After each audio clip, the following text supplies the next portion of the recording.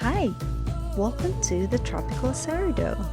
In this video, I will share how I was able to make an active sourdough starter out of plain bread flour. Watch until the end to see the sourdough bread that I made out of this starter in its 4th day. Before we begin, I'd like to share that I live in a tropical country where the average temperature is about 26.6 degrees Celsius, almost 27 or about 80.6 degrees Fahrenheit. Our climate here is favorable for the cultivation of the yeast found naturally in bread flour. I had already made a sourdough starter out of wheat flour, and I'm trying out this pure bread flour starter just for fun. So let's begin. On day 1 at 9 p.m., I mixed 1 heaping tablespoon of plain bread flour and 1 tablespoon of water. I did it this way to show you that you don't need a digital food scale just to build your sourdough starter. And more importantly, you don't have to discard a portion of your starter at each feeding. As you can see here, the initial starter mixture is stiff and hard to mix. A low hydration starter will have this kind of consistency. This is day 2 at 9 a.m. Let's check out the starter. It looks like this after 12 hours at room temperature. It is stretchy, soft, and sticky. Again, I added 1 heaping tablespoon of flour and 1 tablespoon of water.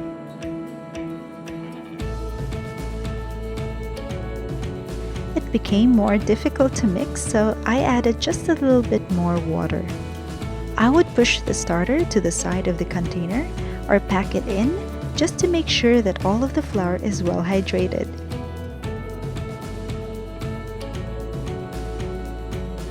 This is the consistency that I am going for.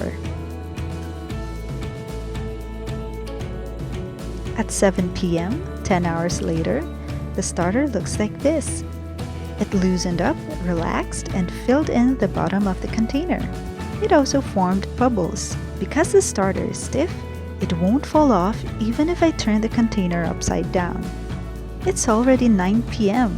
and it's time for another feeding. But before that, let's have a closer look. See the lovely air pockets? Again, I fed it with the normal amounts of flour and water. The mixing takes time, about 1 to 2 full minutes, but I don't mind this at all. I actually enjoy the process. You can see me here doing all the possible motions I could do with the spoon just to give my starter a good mix. I push and pack it in so that the sides and bottom are bubble free.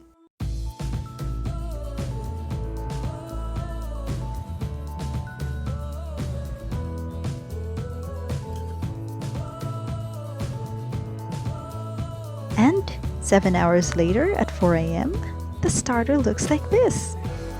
It has bubbles on the sides, some holes at the top, and a shinier surface too. It has obviously grown almost twice its original height. 3 more hours later at 7 a.m., we don't see the mound that it had hours ago. It has gone past its peak and it's now starting to collapse. Here is a closer look before I feed it again. We are now at day 3. It's 10:30 a.m. and I'm late, but it's okay. The starter won't die. The starter was too runny after almost 2 full days of fermentation. I just added flour this time and I skipped the water. Mixing has become easier, but I wanted to keep that stiff consistency, so I added more flour.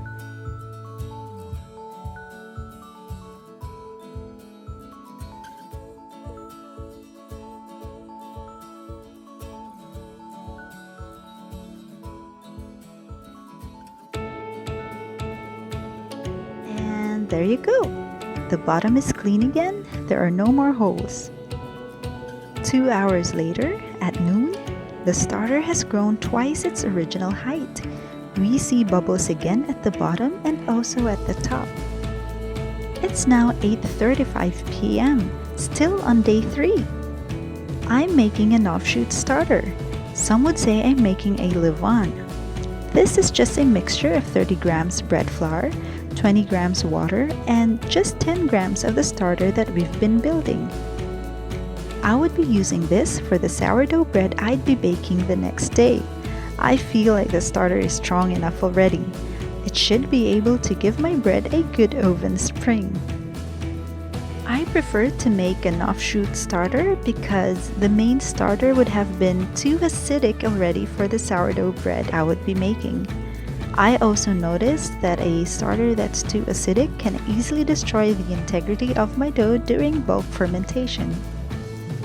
I didn't have to discard my main starter. In fact, I used some of it to make another bread. The rest is in the fridge right now. It's 5:30 a.m. of the 4th day. I'm up early to make sourdough bread. I followed my usual recipe for sourdough bread, but this time I'm incorporating a 4-day-old sourdough starter that's made of plain bread flour. Since I would be using 50 grams of the starter, I would be left with roughly 10 grams of the starter. This went to the fridge and it would be fed the next time I'm making bread. So, let me show you some clips of the initial process of making sourdough bread.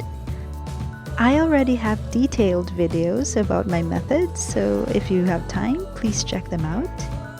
And let's now go straight to the oven. You see, I'm baking 2 sourdough breads, and both are made with the starter we built 4 days ago. I had trouble with the oven that day. I couldn't get the temperature up to more than 400 degrees Fahrenheit. But the back part of this oven is hotter and it managed to support an oven spring for the dough at the back. And here is the final result. Not bad, huh? I hope this video inspired you to make your own sourdough starter and eventually bake your first sourdough bread. Thank you so much for watching. This has been the Tropical Sourdough, wishing you the best in your sourdough bread journey. God bless you!